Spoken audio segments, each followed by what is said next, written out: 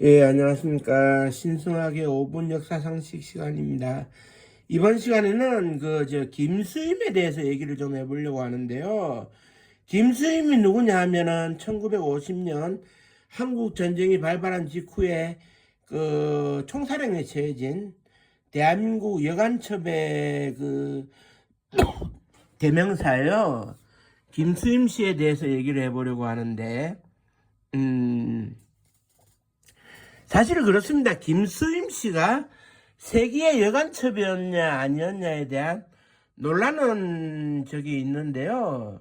우리가 이제 여간첩 하면은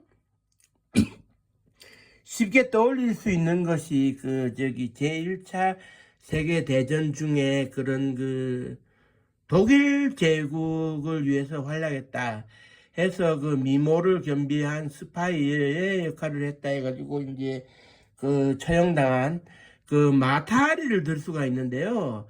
마타리가 그때 당시에 여간첩이었느냐 아니었느냐에 대한 논란이 지금도 사실 있습니다. 있는데 그에 따르면은 김수임도 여간첩이냐 아니냐에 대한 논란이 있죠.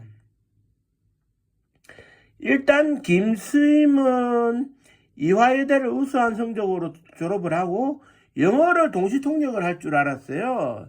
그래서 미 군정기 해방 공간에서 미국인 치과 과장의 통역도 역임을 했고 미 군정청의 통역 요원으로도 활동을 했어요.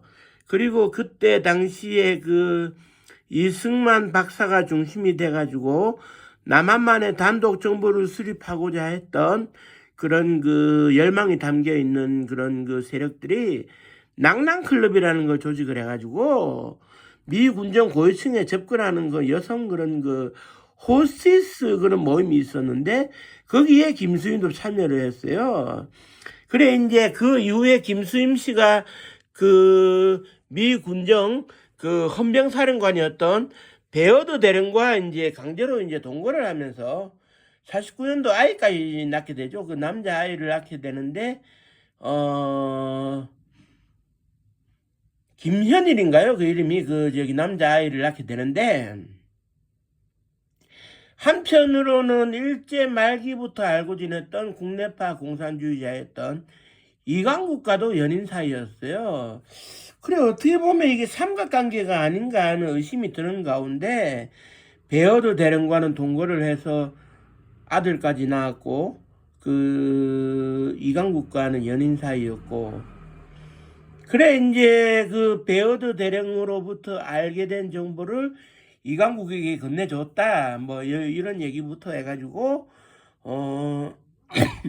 이강국이 체포령이 떨어져가지고 미 군정청에 체포령이 떨어져가지고 월북을 할 때 개성까지 김수임이가 전용으로 타고 다니던 차에 태워서 개성까지 실어줬다 뭐 이런 사실적인 이야기가 있습니다. 하지만 여간첩으로 이렇게 낙인 찍힐 만큼 문제가 있었느냐? 그거는 좀 다른 문제가 아닐까라고 생각이 되어지는 것이 제가 뭐 단정지어서 말씀드릴 수는 없어요. 여간첩이었냐 아니었냐에 대해 가지고 하지만 논란의 여지가 있고 우리가 재해석해봐야 될 얼면이 있다고 생각이 되는 게 2000년도 미국에서 베어드 대령과 관련된 파일이 이제 미국의 국립문서보관소 내셔널 아카이브에서 공개가 됐는데 거기에 이제 보면 뭐라고 되어 있느냐 베어드 대령은 무죄 판결을 받았고 베어드 대령이 뭐 특별하게 정보를 건넨 것은 없다는 사실이 드러났을 뿐만 아니라 베어드 대령은 어떠한 처벌도 받지 않았고 한국 정부에서는 피의자에게 유리한 내용의 진술을 얻어내기 위해서 고문을 하고 있다. 뭐 그런 얘기가 있었어요. 사실 김수임 씨도 걸어다니지 못할 정도로 많이 이제 수사관으로부터 고문을 당했다 이런 얘기가 되고 있는데 우리가 고문을 통해서 얻어진 비합리적인 진술은 증거로 인정될 수 없다는 것도 있지만 다른 한편에서 뭐가 있느냐 1949년도 가을에 있었던 그때 당시에 계엄이 선포되는 어수선한 상황 속에서 그런 뭐라고 해야 될까요? 군법회의에서 김수임 씨가 재판을 받았는데, 물론 기소를 담당했던 수사검사는 오재도 검사였지만, 군법회의에서 사형을 선고를 받았는데, 여기서 재미난 사실이 하나가 있습니다.